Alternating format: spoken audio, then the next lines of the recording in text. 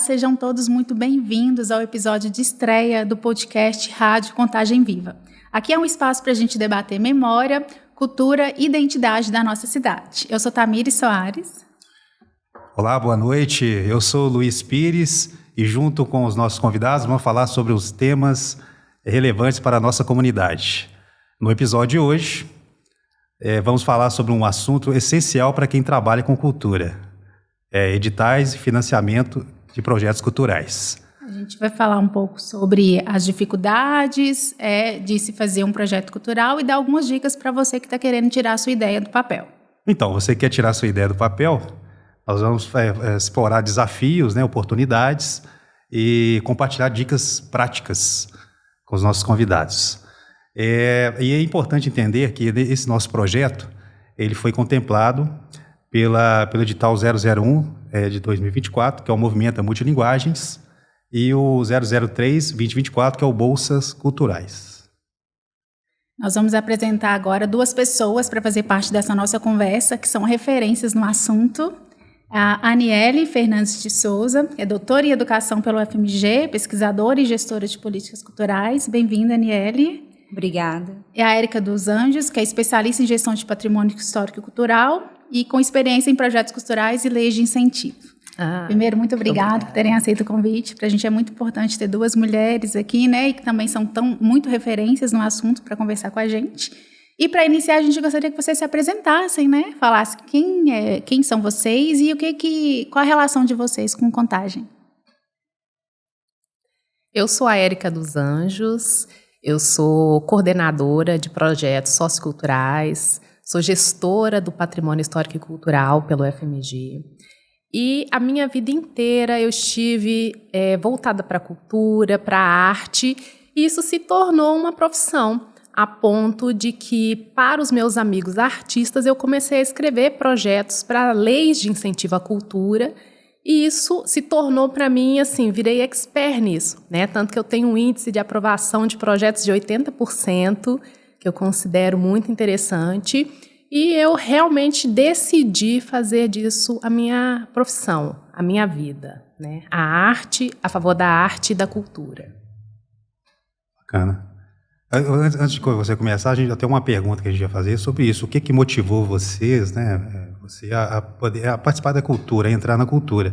É isso aí que você falou, é bem importante, que é a questão da cultura em Contagem. Sucesso. Eu sou a Aniele, eu sou contagense raiz, nascida e criada aqui na cidade. Sou historiadora, pedagoga, sou especialista em gestão de projetos, especialista em gestão de museus, mestre em educação e doutora em educação. E a cultura surge na minha vida, muito cedo, desde a época da adolescência. Eu sempre gostei muito da cultura, dos movimentos culturais. Frequentava a Praça da Glória para tomar vinho, ouvir música com os amigos. Acho que já te vi lá. Parte boa. Ia pro Rock Student também, que era bem bacana que acontecia ali no antigo Marfunfo. E depois, conforme eu fui entrando na universidade, fui começar a entrar nessa área de captação de recursos. Eu fui estagiária no Bolsa Escola, e aí eu tive uma chefe que falou assim, vou concorrer a um programa, a um projeto da Fundação Roberto Marinho, vamos entrar na equipe? E aí eu super abracei aquela ideia, então foi o primeiro projeto que eu entrei e participei, que era um projeto para a gente desenvolver formação de relações étnico-raciais dentro da educação. Então foi essa união da cultura e da educação. Gostei muito, comecei a escrever e participar de editais. Trabalhei como professora durante muitos anos, então era 4 horas professora, 4 horas agente cultural, pensando na rotina ali do dia. E aí depois tive a oportunidade de ir para a Secretaria de Cultura, na gestão da Marília Campos. Então, desde 2021, eu trabalho como gestora dentro da Secretaria de Cultura aqui de Contagem. E o que é bacana, Tamires, que a questão da proposta do nosso projeto, a Rádio Contagem Viva, é justamente resgatar. Igual ela falou assim, parece que eu já vi você lá nesse lugar. Então, resgatar isso, que são vários pontos importantes que registram, que marcam uma história, uma vida aqui em Contagem. Muito legal. Em Contagem, a gente sempre se conhece, porque os lugares são muito conhecidos. Eu sou de Belo Horizonte, mas morei a minha vida inteira em Contagem. Tive um tempo em que fui morar no sul de Minas, em Poços de Caldas, e retornei à minha cidade de origem, porque eu sou contagense de coração, porque eu morei aqui a vida inteira e continuo morando aqui. Isso. E falando em contagem e editais, que é a temática importante, né, para as pessoas que têm interesse em iniciar, que você está contando a experiência, né, que sempre tem o primeiro. Então, o primeiro são muitas emoções, né, é muito aprendizado. Quais são os principais editais de contagem hoje na cultura? Para quem está começando, para já ir conhecendo, né, porque você vê que elas fazem editais, então a pessoa não sabe. Ela fala assim, edital de quê? Mas quais são os critérios? Começar, né? Por onde começar? Exatamente. Exato. E nós temos o Fundo Municipal de Incentivo à Cultura, ele existe no município desde 2013, mas nós tivemos alguns governos aí que não realizou o edital, né? Na época da pandemia mesmo, nós não tivemos editais do Fundo Municipal de Incentivo à Cultura. E aí nós tivemos a Aldir Blanc 1, que foi a Aldir Blanc emergencial inicialmente, e agora nós temos a Política Nacional Aldir Blanc, né? Que ela é distribuída para todos os estados, municípios. Contagem recebe hoje um valor de 3.900.000. Esse recurso ele vai vir para o município durante 5 anos. Então, nós recebemos a primeira leva dele agora. E também tivemos a Lei Paulo Gustavo, a LPG, que nós recebemos um recurso na casa de 4 milhões. Com o rendimento que ele teve em conta, nós distribuímos 5 milhões. Então, esses são os carros-chefes aí dos editais da cultura. Mas nós também temos editais custeados diretamente com recurso do Tesouro. Então, o edital de carnaval... Ele é um edital pago com recursos do Tesouro Municipal, ele não é dos recursos do Fundo Municipal. E nós temos o Fundo Municipal do Patrimônio Histórico, em que nós também conseguimos realizar alguns editais do patrimônio, de culturas populares, mestres e mestras, capoeira, quadrilha. E aí nós tivemos essa primeira gestão da Marília com esse formato do FIMIC, e agora ele vai mudar. Nós vamos iniciar uma série de audiências públicas para conversar com Contagência e discutir qual edital nós queremos nessa gestão. Que eu acho que para além de ter o dinheiro, de ter o edital, é importante entender o que as pessoas querem, né, como elas querem utilizar esse recurso. E é muito interessante falar de editais, né, porque é um nome que não é comum para todo mundo, né? Na verdade, os editais, eles são essas legislações que viabilizam para o artista, para o agente cultural, para o fazedor de cultura, acessar recursos, né, ter como viver da própria arte a partir de recursos públicos. Então, é de acesso a todos. Pode falar. Não, é importante deixar essas informações bem claras, ainda mais em tempos de tanta fake news, né? A gente tem que deixar tudo sempre bem esclarecido, como é que funciona, que a gente sempre ouve o tempo todo, né, que está roubando de dinheiro do governo, que está fazendo isso. Então, toda vez que eu tenho oportunidade de explicar, eu explico para a pessoa como é que funciona. Exato, porque normalmente quem tem acesso é quem já está ali na cultura, isso já é uma nomenclatura muito conhecida para nós, mas é importante que a gente seja, né, contribuição e explique para a sociedade do que se tratam esses editais, que realmente todo mundo tem acesso a ele, qualquer cidadão, né, que é algo realmente público, de acesso a todos. E nesse caso, por exemplo, estão falando dos editais, né, a gente fala quais são os primeiros passos, né, que seria a recomendação, como é que a gente faz para fazer essa triagem? Quero escrever o meu primeiro projeto, né? O que é ideal de identificar ali para poder fazer a primeira inscrição? É muito importante que você tenha seu portfólio organizado, porque muitas vezes você desenvolve várias atividades e você não registra. E aí você tem também até uma questão da desigualdade, porque quem tem ali uma condição mais favorecida vai ter um celular legal, vai ter um computador, vai ter uma impressora. Então, ele vai conseguir ter esse portfólio, né, melhor estruturado. Quem é proletário, que não consegue acessar uma câmera de qualidade, às vezes, ele vai ficar prejudicado dentro desse processo, né? Então, começar a organizar o portfólio, né? Fez uma apresentação em um espaço, já tira a foto ali, né? Uma dica interessante é tira um print do Instagram da sua rede social, Instagram, Facebook, porque a rede social vai marcar a data que aquela atividade foi realizada. Então, é um comprovante mais robusto para você colocar ali no seu portfólio. Então, o portfólio ele é um passo 1. E aí, você pensar onde eu quero captar esse recurso, né? Eu tenho um projeto de circo, de dança, eu trabalho com patrimônio histórico. Então, começar a entender quais são essas linhas dos editais que dialogam com aquilo que você tem a oferecer. E seja honesto com você mesmo, né? Não seja ambicioso. Vá naquela categoria que você consegue comprovar bem as experiências, que você vai conseguir estar entre os outros candidatos, porque dependendo do edital que você for concorrer, aí você fica muito distante, né, daquele ideal ali que se espera dentro do edital. E a própria escrita do projeto, assim, é muito importante que você Porque a gente tem um projeto na mente, a gente sabe como que ele funciona, mas o parecerista, o avaliador que vai ver a sua proposta, ele não tem aquilo na mente dele. Então, explique bem de forma detalhada, porque às vezes você fica tão empolgado com a proposta que você resume tanto que quem está lá fazendo a sua avaliação não consegue identificar, de fato, o que você vai fazer. Então, detalhe bem as suas propostas, mas também não precisa colocar grandes textos, né? Seja objetivo, mas detalhe aquilo que você pretende desenvolver. E lembre que o projeto é um círculo, né? Então, se na planilha financeira está constando que eu vou gastar o valor X, em algum momento no projeto, eu tenho que justificar por que eu preciso daquele valor, né? Um erro que acontece muito é isso, planilha financeira não dialogando com o projeto que se pretende realizar. Então, atenção em todas as etapas do projeto, lê o edital, marque as partes principais, converse com outras pessoas que também estão ofertando. E cada vez mais no Brasil a gente tem uma tradição de lançou um edital, tem uma capacitação, tem uma formação para explicar como que esse edital funciona. Então, participe dessas atividades, que isso vai ajudar você a olhar o edital. São gratuitas também, né? Exato. Através de lives também, hoje em dia o acesso, antigamente eu lembro que nós tínhamos que ir às secretarias. Hoje em dia as lives acontecem semanalmente, então assim, é muito fácil de acessar isso, né? E para a pessoa realmente ter acesso, né, o artista, por onde que ele vai saber que tem editais, né? Artista anda com artista, então vá à secretaria municipal da sua cidade, né? Vá até a secretaria municipal de Contagem, frequente a secretaria municipal do estado, porque a partir daí você como artista, como fazedor de cultura, você passa a ter acesso a esses editais. A partir desse acesso você se prepara, né?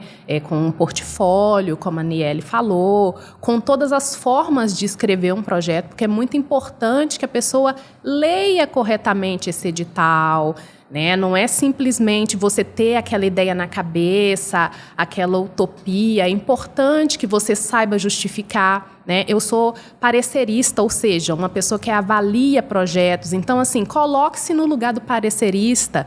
O que você acha que ele quer ouvir de forma clara para entender o seu projeto? Né? Não fica divagando demais, né? Assim, por mais que o artista ele vive, né? Ele flutua, ele sonha, mas para escrever um projeto, né? Até de forma poética, é importante ter clareza. Então, pense que o outro, de que forma que ele está entendendo isso? Como esse parecerista, esse avaliador, como você vai cativá-lo? Então, acredito que seja um meio para que a pessoa consiga escrever bem um edital e ter sucesso na aprovação dele. Às vezes dá para um amigo ali dar uma lida também, exato, né? Saber se tô sendo claro, não tô. Exato. Porque às vezes a gente escreve lá só e na nossa cabeça, quando a gente já tá conhece fantástico. o processo, a gente fala, não, já tá tudo aqui. E às vezes o mais importante do projeto, às vezes aquele item que você vê, que você acredita bastante. Que é destaque, né? Que vai te diferenciar como artista, às vezes ficou ali na sua cabeça, porque você conhece o que você quer, você sabe que é forte aquilo. Mas como transmitir isso? Então, também acho interessante essa sugestão, né? Dê para alguém ler a sua ideia, pergunta se a pessoa entendeu, se faz sentido. Eu acho que são meios interessantes, assim, principalmente quando a pessoa está começando, porque ela ainda é insegura, né, quanto àquilo. Eu lembro que eu acho que eu fiz uns 2 cursos presenciais e uns 5 cursos online quando eu fui escrever a primeira vez. Todo mundo fala, você escreveu de primeiro e já passou? Eu falo, mas aí eu fico lembrando, mas não foi só assim também, né? Teve uma formação. E aí ajudou bastante, porque a gente conheceu a Érica num curso que a gente fez sobre elaboração de projetos culturais. E foi onde a gente se conheceu também. Então, a nossa parceria se iniciou daí. E o quanto é importante realmente a gente ter essa formação, né? De entender o que é um edital, o que eu preciso, o que precisa estar ali claro. Porque eu acho que se eu não tivesse tido, né, essa introdução ao tema, se eu só tivesse sentado ali e escrever para o projeto, eu acho que a gente não teria conseguido a aprovação. O que é legal também, a gente ser conhecido, igual vocês falaram, né? Cada um tem uma habilidade. Então, logicamente, você soma, ela tem uma facilidade para poder fazer a leitura. Então, um lê, o outro lê, vai complementando. Porque tem uns pontos, né? Tem aqueles pontos que precisam atender obrigatórios. Exato. Isso. Então, até falando sobre isso, a gente, né, tem uma outra questão também que a gente queria ver, que é a questão do cenário que dá. Porque parece que tem muitos editais, né? Sempre tem espaço aberto. Sempre tem então, editais. A gente queria entender também se isso, que tem hoje, contempla a cidade. Porque geralmente o artista fica procurando, igual você falar, ele tem as ideias, mas não consegue colocar no papel, que é o que é muito difícil. E tem gente que já tem essa facilidade e não consegue transmitir. Aí como é que vocês veem o cenário hoje? Assim, os artistas estão conseguindo buscar esses editais, estão conseguindo atender as suas... Eu acho que a gente teve uma ampliação nessa divulgação e tem a Política Nacional Cultura Viva, que ela tem essa proposta justamente de você é artista, eu sou artista, vamos nos fortalecer. Então, esse mapeamento do Cultura Viva, ele vai ajudar aquele artista que está ali isolado, trabalhando sozinho. O governo federal tem trabalhado dentro dessa perspectiva da coletividade. Então, por que você vai ficar aí sozinho se você pode estar junto, né, e organizado? Mas eu acho que os recursos nunca serão suficientes, nem os editais, porque a arte está sempre em crescimento. Então, quando você começa a atender um grupo, tem um outro se formando que está começando a iniciar, a captar esses recursos. Então, eu acho que a gente precisa de cada vez mais.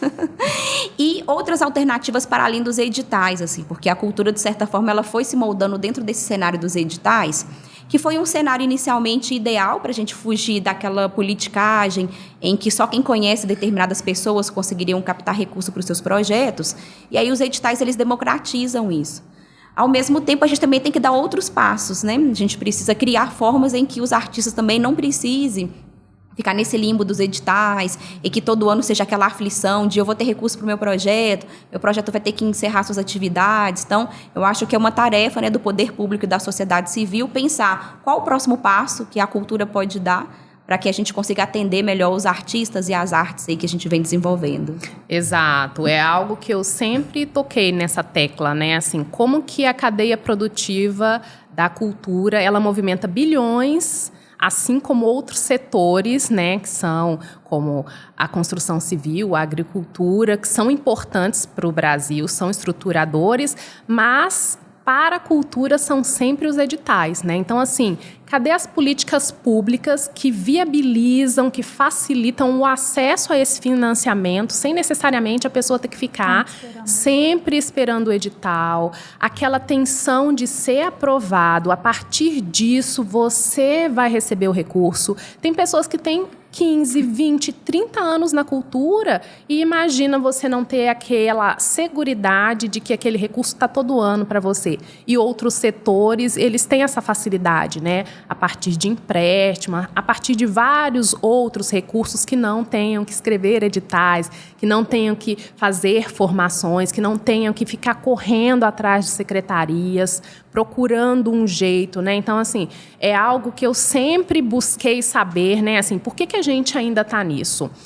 Aconteceu recentemente, né, a mostra de Tiradentes, né, de audiovisual, que é super conhecida, e foi feita uma carta, né, Carta de Tiradentes, e um dos pontos é exatamente isso, né? Por que a cultura ainda só fica norteando os editais? Não que seja ruim, é ótimo, e cada vez mais os editais viabilizam isso para o artista, para o agente cultural, mas só isso é pouco, né? As políticas públicas poderiam trabalhar de outras formas, assim como eu tenho visto acontecendo também, né? Eu não acredito que também esteja parado. Aí você comentou sobre a questão de outras alternativas, né? Que seria um apoio cultural, o patrocínio cultural. Exato, que não venha somente a partir de editais. O edital, ele tem a facilidade de conseguir garantir isso, né? Porque quando você vai buscar parcerias, dependendo do mercado, né? Aí depende muito da questão da visão da empresa, tem todo aquele estudo que você tem que estar aprendendo, captação de recursos. Isso, que é um ponto também muito importante. Nossa, é importante e difícil, né? É difícil, exatamente. Porque a cadeia produtiva da cultura, ela se baseia em várias situações, né? É na formação, é na escrita do projeto, ou que você escreve sozinho, ou que alguém escreve para você. Tem várias formas. Chega na captação, tem pessoas que são especializadas nisso. Hoje em dia, nós vemos várias empresas que são especializadas em prestação de serviço e por aí vai. Mas a captação, por exemplo, é um ponto, né, assim, a ser tratado, porque é muito difícil captar, principalmente porque as empresas brasileiras, elas não têm essa abertura mental e cultural de incentivar, né, assim, varia de empresa para empresa, de interesse, de tamanho de projeto, né, então tem algumas restrições quanto a essa captação, né, a facilidade nela não é tão óbvia quanto se parece. Exato. E aí, a política do Cultura Viva, ele tem essa ideia que você faça o cadastro dos pontos de cultura, né? Contagem tem atualmente 14 pontos de cultura. Nós tivemos 2 editais para cadastrar novos pontos de cultura, que é um outro passo da Política Nacional Cultura Viva, que antes era uma certificação só do governo federal, uma certificação que os pontos poderiam captar, e agora eles podem ir via municípios. Então, aqui em Contagem, nós estamos com 2 editais aí em processo de avaliação dos novos pontos de cultura. Atualmente são 14, nós temos a possibilidade aí de ter mais uns 60, a depender aí do final dessas avaliações. Então, essa certificação do ponto de cultura, a ideia é que a gente caminhe para um lugar assim, você já é um ponto de cultura, só se inscrever que esse recurso aqui ele vem diretamente para você. Não precisa eu avaliar de novo a sua proposta, né? Isso é fantástico, outras. exato. É exatamente nesse ponto que a gente tem que chegar, né? E aí, se a gente articula com o empresariado, que pode fazer esse investimento direto, que vai para a Cultura Viva, são alternativas que a gente pode construir para o artista não ter que ficar todo ano nessa peleja, né, atrás dos recursos. A gente vê que a maioria não consegue viver da arte, né? A maioria dos artistas. Exato. A gente estava falando o quanto é difícil você produzir e tocar um projeto, porque, em geral, você precisa de uma outra alternativa financeira, né? Você tem outro trabalho, outra coisa. Então, você fica no corre de produzir o seu projeto, de fazer o outro trabalho, e isso para o artista deve ser muito cansativo. E olha o quanto isso não é justo, né? Porque outros setores, todo mundo consegue viver do seu trabalho. Por que o artista, por que o fazedor de cultura ainda não? Ele tem que fazer essas duas coisas, né? Então, isso mostra realmente a necessidade de olhar para esse setor de uma outra forma. Porque, por exemplo, na pandemia, foi extremamente impactado, né? Foram artistas que ficaram sem receitas. Imagina isso do ponto de vista de dignidade, do ponto de vista do que a Constituição brasileira prega, né? Totalmente adverso. Vocês falando sobre isso, é um ponto também importante, historicamente, a questão da inclusão, né? Então, a gente vê uma mudança também. As pessoas, não sei qual a percepção de vocês em relação a isso, por exemplo, pessoas antigamente marginalizadas, né? São as mulheres negras, quilombolas, né? Então, o que você vê hoje isso? Como é que isso... Eles estão conseguindo ter esse acesso? Acessar mais, está mais complicado. Está difícil? Vocês têm percebido isso nessa...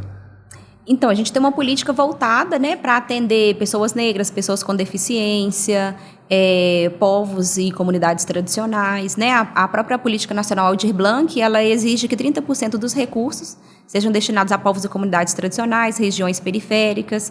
Então, tem esse exercício de ter mais pessoas, né, participando dos editais. Ao mesmo tempo, são também os grupos mais vulneráveis. Então, assim, você está na periferia, tem uma banda larga lá na sua casa para você conseguir fazer uma inscrição de qualidade, né? Ou, às vezes, você tem uma rotina de trabalho tão grande que você tem uma dificuldade até de acompanhar o ritmo do que está acontecendo na cultura, saber onde que o edital está acontecendo. Então, acho que são passos que a gente tem dado para melhorar esse processo, mas ainda não é suficiente, né? Não é só porque está lá no edital que essa política vai ser atendida. Na política Aldir Blanc mesmo, eles incentivam que pessoas em situação de rua realizem suas inscrições nos editais. Foi fantástico, né? Legal, isso, fantástico. E isso aí vai melhorando, né? Vai mudando um pouco essa cara, assim, porque durante muito tempo a gente olha para a cultura e para a arte e a gente vê que quem capta recursos são pessoas brancas. E essa é uma realidade que já tem modificado, não só em Contagem, mas no Brasil inteiro, devido a essas políticas de ações afirmativas que são implantadas nesses editais. E aqui em Contagem, a maioria aqui da captação é de mulheres negras, né? Mulheres e pessoas negras, porque nós temos uma política afirmativa de uma pontuação para mulheres e uma pontuação também para pessoas negras. Então, isso é aquele up que nós precisamos devido a todo o histórico que a gente tem de exclusão e violência contra o povo negro. Então, esse up aí, ele faz a diferença e a gente tem projetos assim, com muita qualidade acontecendo aqui na cidade. Isso até seria uma pergunta que a gente queria saber, para inspirar, né, quem está entrando, quem está chegando agora, se algum projeto, quais os projetos recentemente que tiveram esse impacto. Você falou sobre essa questão desses projetos maravilhosos, né? Que é importante apresentar. Aí vocês têm algum exemplo assim, de um projeto para que a gente possa ilustrar para os ouvintes? O de vocês, eu acho que é o primeiro a gente falar, né? Porque eu, por exemplo, vi vocês no processo de formação e mostrando que realmente, né, assim, a gente tem uma característica da arte e da cultura sempre elitizada e a gente falou que agora, né, assim, cada vez mais os passos são para acessar a todos, para que todos tenham acesso a isso, porque isso é um direito de todos. Então, assim, o primeiro projeto que eu cito é o de vocês. Eu conheço também o projeto do Rafael Aquino. O Rafael Aquino, ele trabalha no audiovisual aqui em Contagem, extremamente forte. Ele tem vários projetos muito interessantes, do ponto de vista de cinema, do ponto de vista... eu esqueci o nome, é um que ele faz nos becos do Eldorado. Então, são grafites que são pintados lá, grafitados. Então, assim, o Rafael Aquino... Vou fazer um corte. Eu convidei o Rafael para participar. Rafael, uma data na sua agenda. Ele falou, tá registrado. Rafael é famoso. Tá registrado. Eu não conheço. Eu falei, Rafael, eu não te conheço, você não me conhece, dele. igual eu fiz com a Aniele. Mas... Tá certo. O trabalho dele precisa ser reconhecido, né? Ele agora está em São Paulo, então, assim, cadê, né? Por que ele teve que ir para São Paulo para viabilizar a arte, a cultura dele? Então, assim, mas o trabalho dele é exemplar. Eu vejo realmente projetos que são periféricos, podendo ter essa visibilidade que é muito importante, tirando mesmo essa característica que sempre teve da arte e da cultura, do ponto de vista elitizado, para somente um grupo. Isso tem ampliado cada vez mais. Bacana. Quando a gente vê essas histórias assim, igual você falou do projeto e os outros projetos, a gente também se inspira, né? Você acaba a fazer acontecer. Sim. Então, vontade, né, de fazer acontecer. Sim. Então, eu acho muito legal isso. Exato. E tem muito projeto legal na cidade, né? No projeto da LPG, né, da Lei Paulo Gustavo, nós tínhamos uma categoria que era cinema de rua itinerante. E aí nós tivemos 6 contemplados nesse edital, né? Que a Circular, por exemplo, que é uma instituição circense aqui do Eldorado, assim, eles foram contemplados, fizeram apresentações super legais. Nós tivemos a Andréa Carvalho também, que é uma produtora aqui da cidade, super interessante.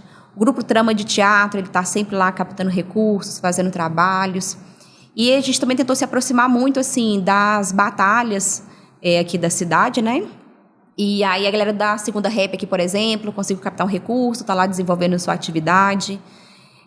A comunidade dos Siriacos, nós tivemos um edital para o patrimônio histórico, e aí eles captaram um valor de 20 mil. E aí eu sempre vou muito lá na comunidade, aí um dia eu cheguei lá, tinha batido a laje, feito a cozinha com esse recurso, assim, aí eu fiquei super feliz, falar, nossa, que legal a gente ver esse resultado, né? Materialização. Exato, assim, a comunidade dos Arturos também sempre inscrita nos editais, os Arturos, assim, eles são um grande exemplo em Contagem hoje, porque eles captam recurso municipal, estadual, Rouanet, Fundo da Infância, então, assim... eles são referência. Viraram uma grande referência, então você vê a comunidade sempre crescendo. Tem o pessoal lá de Nova Contagem, né? A Batalha do Nova também, o Miss Black, que é uma galera que capta uma grana, faz o projeto movimentar lá. Nacional ressaca muitos projetos também nessas regiões, né? O próprio Afonso Shoa é do Nacional, capta recurso aqui em Contagem também para desenvolver suas atividades. Então, acho que nós temos grandes exemplos aqui em Contagem e isso motiva outras pessoas. Você vai ali ver um cinema e fala, como é que funciona isso? Será que eu posso então fazer um cinema desse também? E cada vez mais aparecem novas pessoas entrando nos editais aí da cidade. E é legal que esse acesso é para o agente cultural, fazedor de cultura, e para o público também, que antes não conseguia ir, não consumia, achava que aquilo não era para ele. Então, todos esses projetos, eles viabilizam isso do ponto de vista de descentralizar, né? Onde que vai chegar, onde essa arte vai chegar. Então, na periferia chega, em comunidades mais distantes e remotas chega. Então, o acesso, ele veio para o fazedor de cultura e para o espectador, né? Para o público também. Exato. A mesma coisa dos equipamentos culturais da cidade, né? Nós inauguramos 2 Céus das Artes aqui em Contagem, no Ressaca e um em Nova Contagem.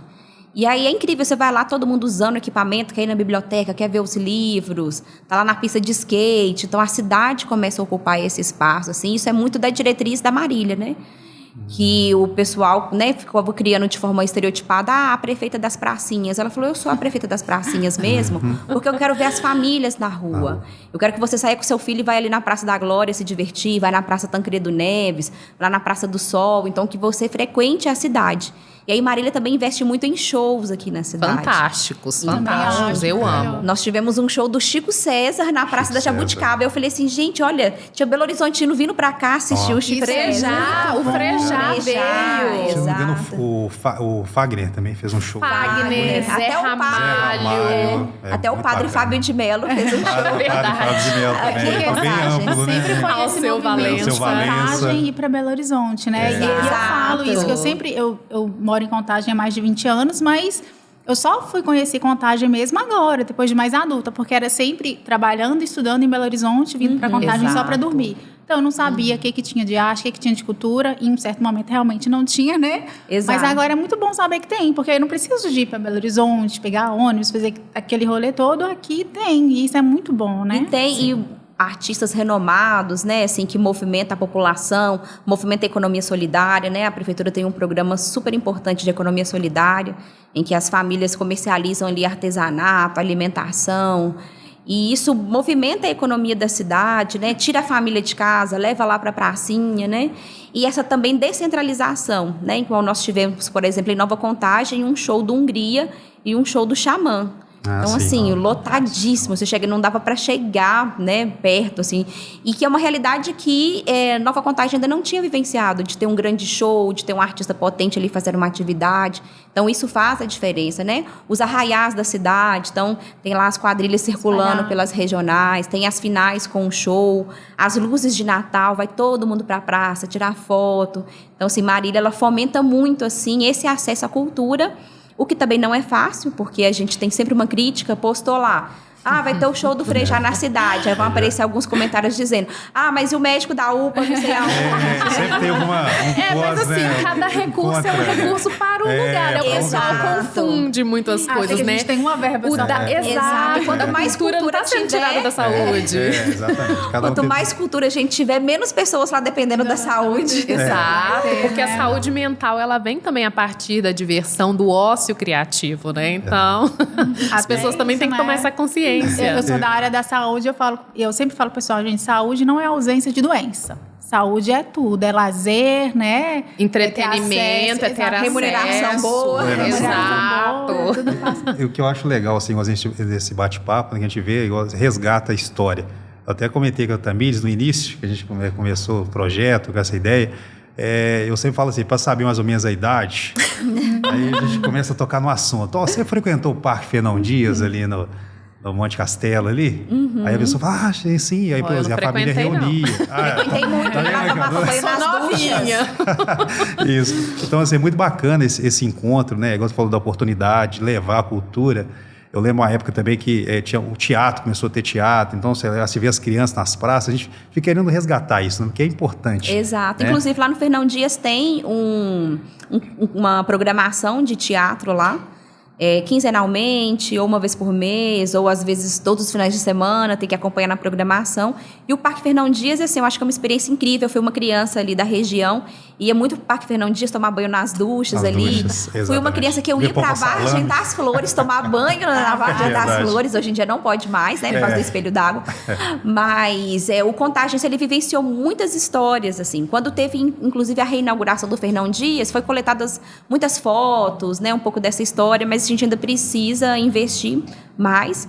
Nós temos uma projeção aí de um museu virtual aqui da história de Contagem para... eu quero saber como é que era a José Faria da Rocha em 1975. Legal, fantástico. Então, você vai conseguir buscar essa fotografia, relatos, depoimentos de pessoas contando essa história. Um dos cursos, eu pensei, uma das minhas ideias, né, que eles falam, nas ideias, eu falei, gente, eu queria muito resgate do audiovisual de Contagem, sei lá, de saber como é que eram as coisas, porque muita coisa parece que se perdeu, ou não tá aqui, né, ou tá em outro município, ou alguma coisa tipo, assim, desse sentido. E às vezes a gente vê os livros, né? E aí, mesmo que eu não tenha vivido aquele momento, me dá uma nostalgia, me dá um... Às vezes eu sou aqui, do industrial ali, né? Então, quando eu vejo as fotos antigas do industrial, eu falo, nossa, minha casa era desse jeito.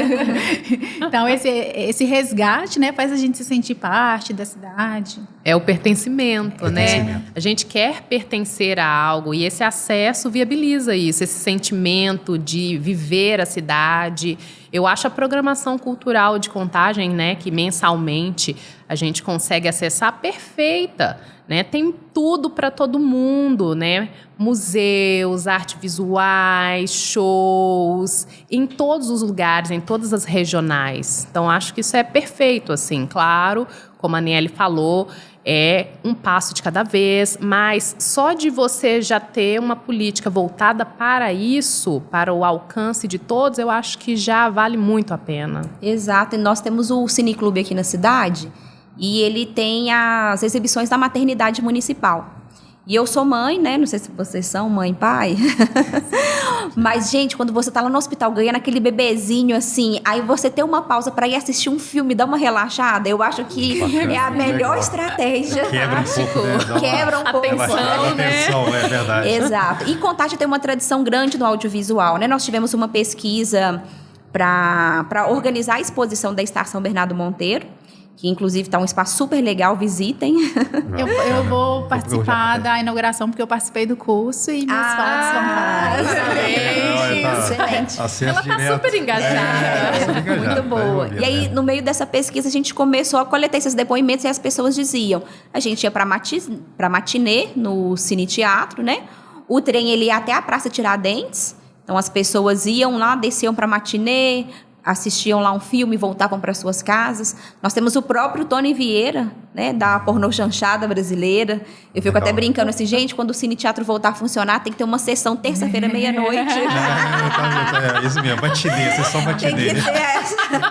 Só para a pornochanchada brasileira. E aí, inclusive, a gente está numa parceria com a UFMG, que eles estão fazendo um resgate desses filmes, do Tony Vieira também, de figurinos que ele tinha aqui dessas produções. Já tem alguns materiais lá, né? Isso. Eu vi que eu ouvi lá a do lobisomem. Isso, exato. Legal. Então, assim, o Contagiante, ele adora arte e cultura, assim, desde muito tempo, né? O próprio Cine Teatro, ele foi construído em mutirão, a população se reuniu e construiu o Cine Teatro.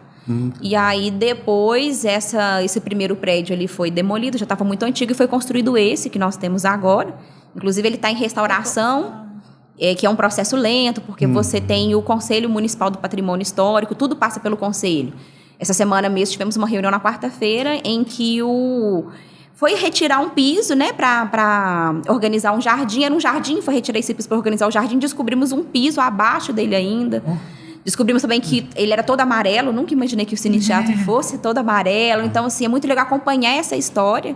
Inclusive, temos uma comissão também formada pelos moradores para acompanhar esse processo de restauração do Cine. E a gente está super na expectativa aí de ver ele funcionando novamente. E com certeza tem projetos, né, voltados para qualquer cenário de Contagem. Por isso que eu acho importante, né, essa troca né, de experiências, de informações, e ver que é possível ter acesso pelos editais. Todas as modalidades de arte têm como, né, viabilizar o recurso.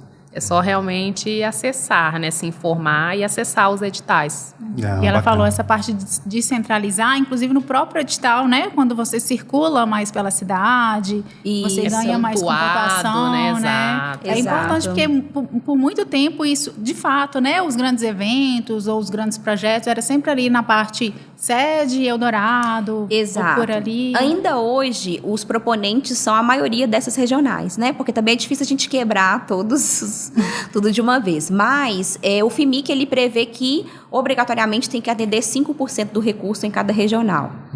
E aí a gente vê que algumas regionais decolam muito. O Nacional é uma regional que decolou muito, assim.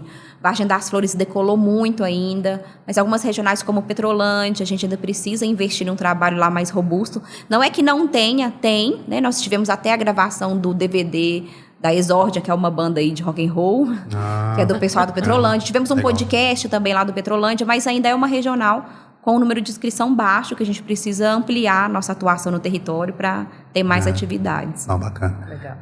Como toda conversa, todo bate-papo, tem o quiz, né, dos 10. No nosso caso aqui vão ser 10 segundos. Nós demos 10 segundos para ficar mais emocionante. Fácil. Olha, para ficar fácil, né? Então vamos lá, 10 segundos vai ficar emocionante. Maria.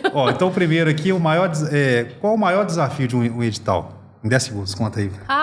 Contando acho que tempo. É 10 minutos, você não confundiu, não? 10 minutos Eu acho que é o entendimento do edital. O entendimento do edital. Bacana, legal. É uma qualidade indispensável para quem trabalha com cultura. Isso aí Trabalhar de forma coletiva. Sozinho a gente não vai a lugar nenhum. Junto a gente pode conquistar muita coisa. Bacana, legal.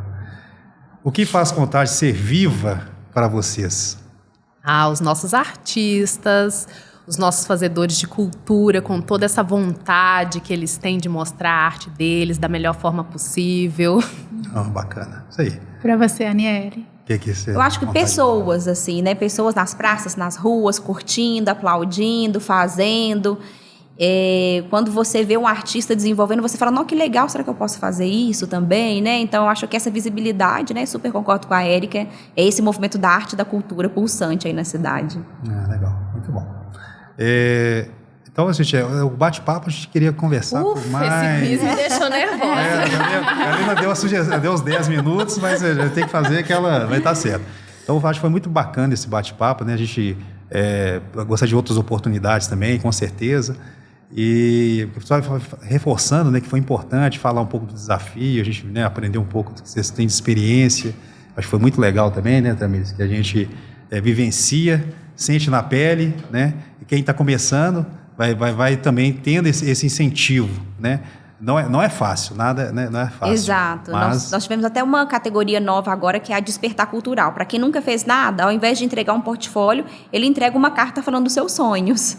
E aí ele é avaliado através dessa carta e não de um portfólio, né? Porque se ele ainda não fez, ele ainda não vai ter como comprovar, porque e é igual... nunca vai conseguir. É igual o primeiro emprego. Qual a sua experiência? Não tenho. Então, nenhuma. Pra gente romper com isso, o Despertar Cultural é para realmente quem não fez nada ainda e quer se arriscar. Então, ele tem até um valor menor, que é de 10 mil, que é para você começar a entender como é que gera aquele recurso. Uma questão que a gente ia falar, e que a gente estava conversando um pouco no início, é essa questão da acessibilidade, né? Mas eu falo também da questão da burocracia. Desburocratizar. Né? Eu falei para vocês, às vezes eu me atrevo a escrever para outras pessoas, né? Principalmente pessoas mais velhas, idosos. Inclusive, tem o pessoal do SOU, que eu acompanho aqui em Contagem, que já tem projetos, participa lá em Belo Horizonte, né, do Quarteirão do SOU, e eles não conseguem acessar os editais, porque para eles têm essa dificuldade, né?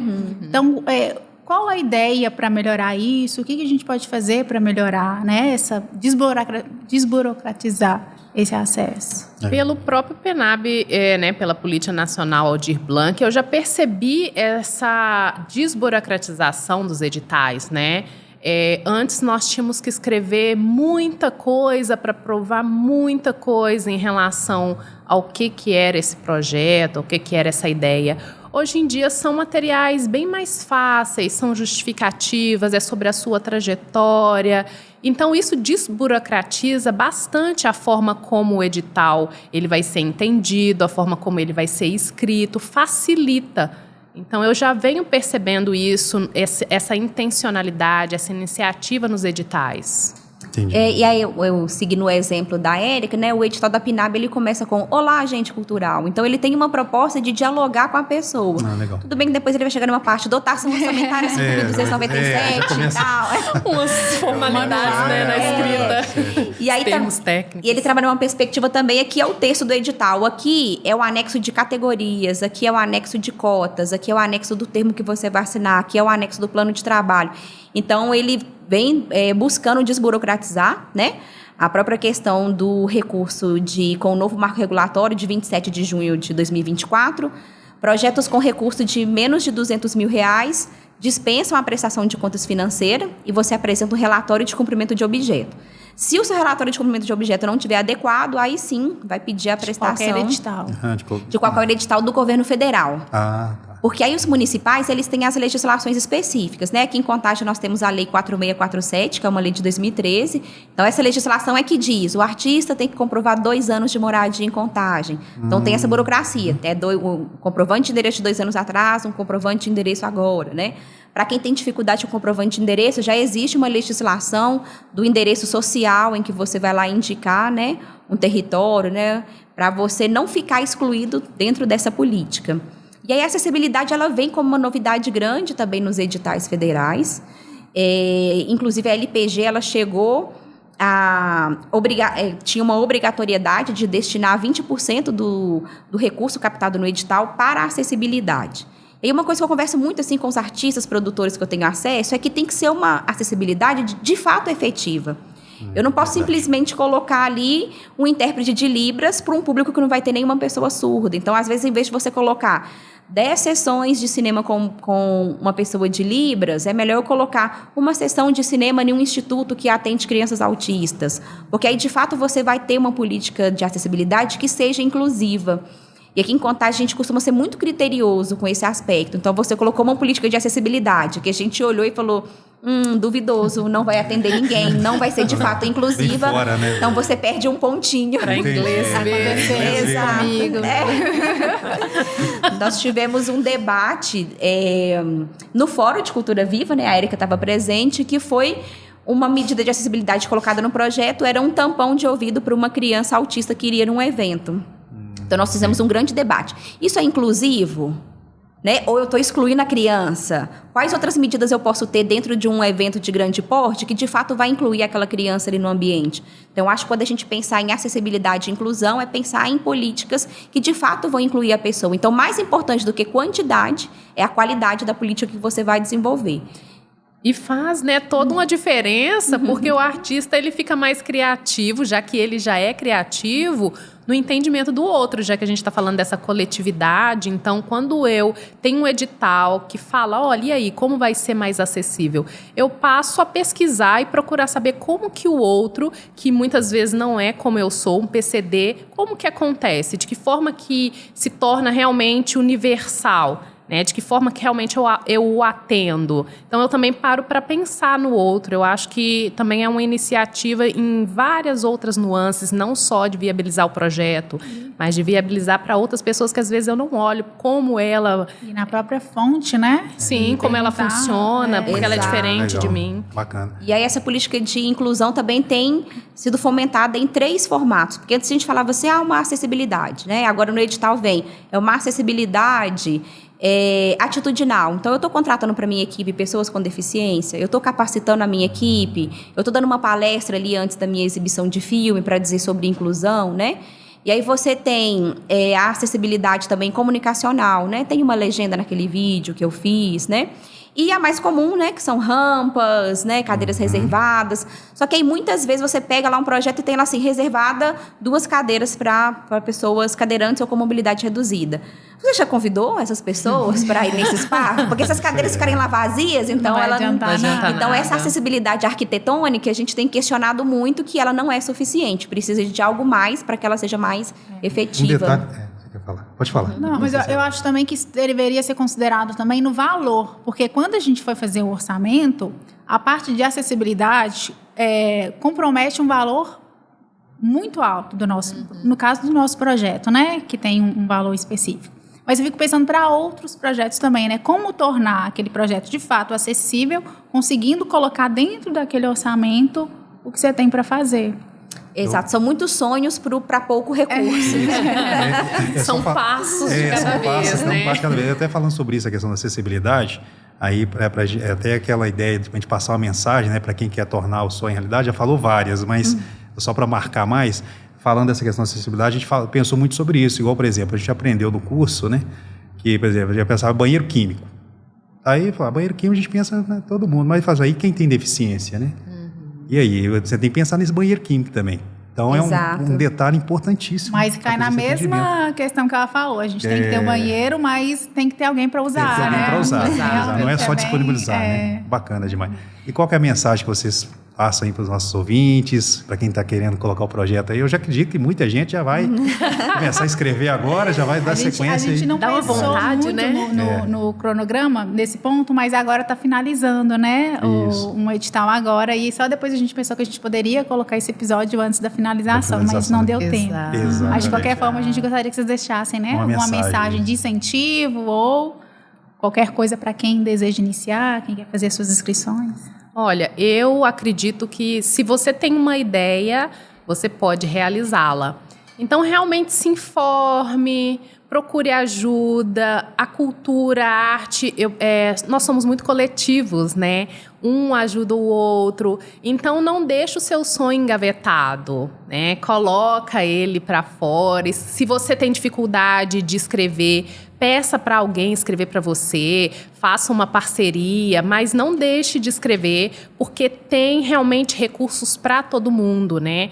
O PNAB mesmo com 13 editais. Imagina isso, 13 editais. Quem não se encaixa? Em alguma coisa você vai se encaixar. Então é realmente isso, não tenha medo, não fique receoso.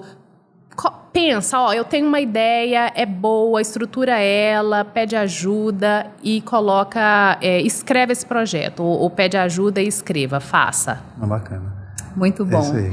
A Érica até comentou aqui que ela tem aí uma média de aprovação de 80%, ou seja, uma diva maravilhosa. Podem procurar a Érica. Aquela business, meu business é todo esse. É isso aí. Ela faz o marketing dela. E isso é resultado de prática, né, Exato. gente? Assim, então, é muito tempo escrevendo edital. E mesmo as pessoas mais experientes, elas vão ter essa margem de perda, né? Então, assim, algum edital você achou que estava super legal, que estava garantido. Quando você vê o resultado, você ficando lá fora da lista, né? Então, assim, prática, né? Escreva bastante, compartilhe com as pessoas e entre em muitos editais, né? Às vezes você entrou no edital, perdeu, você já ficou desanimado. Não fique, entre em outro. Se é assim que você quer construir, né, a sua vida, para você conseguir viver só da sua arte, né, das suas atividades, então tem que entrar em vários editais, que aí a sua chance de aprovação ela vai aumentando. Eu acho que uma dica muito importante também é que quando você vai ver o edital, você olha só a parte de quais são os documentos da inscrição, o que está pedindo nesse edital. Você não vai lá no principal, que são os critérios de avaliação. Exato. Tem pontuação para tudo, né? Exato. Então, lá no critério de avaliação tem lá assim... se já acampou na Serra do Cipó 3 vezes, ganha tantos pontos. E aí você colocou todas as viagens que você fez, menos o acampamento lá na Serra do Cipó. Então, atenção aos critérios de avaliação, porque eles podem te deixar de fora, né? Se você nem passou lá por eles. Se você olha eles, eu trabalho assim. Né? Recentemente, eu aprovei um ponto de cultura para uma instituição lá de Belo Horizonte. E como que eu peguei o edital de ponto de cultura? Quais são os critérios de avaliação? Peguei os critérios de avaliação, montei o portfólio em cima dos critérios de avaliação. Eu faço isso, exato. Esse é o diretor aqui.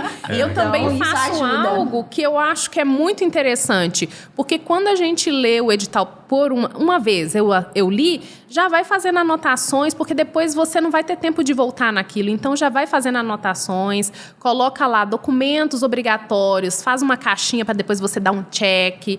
Seja inteligente no sentido de facilitar a sua forma de não precisar ler aquele edital 2, 3, 500 vezes. Lê ele bem lido e vai fazendo anotações, porque quando vai chegando o prazo final, às vezes você não tem mais tempo de ler. Então, eu acho também ótimo. Que eu faço bastante quando não fico dentro das notas, ou é muito ruim, é pedir a avaliação.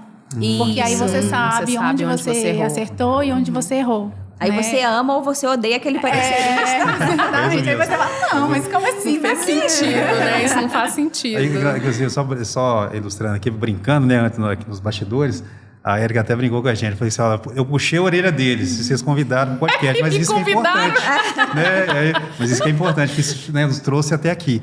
Então, assim, aproveitando, agradecendo mais uma vez, né, pela participação, eu gostaria de deixar algum contato para já achar nas redes sociais. Sim, eu vou passar o meu contato, é @ericadecor_oficial. O Érica é com C, de casa. É o Instagram que eu mais uso, fiquem à vontade. É um prazer, né? Muitas vezes a pessoa fala assim, Érica, eu quero uma sugestão de como começar a escrever. Tenho o maior prazer de ensinar, de explicar. Para mim é um prazer realmente ver projetos acontecendo, porque eu sei que é viável. Bacana. Não, sucesso. Meu Instagram é aniele.souza1, Souza com S. Então, podem seguir, a gente pode ir conversando. E também recomendo seguir as páginas da Prefeitura, porque lá são divulgadas todas as atividades que vão acontecer, novos editais. A Secretaria de Cultura também realiza capacitações por todas as regionais. Então, quando tiver um edital aberto, tiver capacitação, pode chamar. Reunir uma galera aqui, a gente quer uma capacitação. Então, a gente sempre faz com grupos temáticos, né? Nós fizemos, por exemplo, juntamos uma galera de terreiro lá no Ressaca, fizemos uma grande capacitação só para os povos de terreiro e depois a gente teve um resultado super legal nos editais, a galera conseguiu entrar, se inscrever. Então, é isso, nos procurem, estamos aí super à disposição e adoramos circular para compartilhar a palavra. Obrigada. A gente gostaria de agradecer também falar e reforçar, né? A gente acabou não falando no início, mas esse episódio convidar todos os ouvintes para poderem escutar. Deixa eu só falar que quando eu convidei, né, todos vocês, mas aí eu convido e eu falo, ai meu Deus, eles são tão ocupados, né? Trabalho, eu mandei uma mensagem para a Aniele, eu falei, ai, será que ela vai me responder? Então, até assim, eu falei, ela é muito acessível. Então, muito obrigada mesmo, tá? Por ter vindo, por ter disponibilizado tempo para vir ter essa conversa com a gente. E falar só que o episódio, né, ele vai ser disponibilizado na nossa página no YouTube, nosso canal do YouTube e nas principais plataformas digitais. Então, assim, a gente espera que todos, igual eu falei, já vai ter esse acesso. A gente agradece muito por esse enriquecimento, né, esse aprendizado, esse compartilhamento, e nos colocamos à disposição.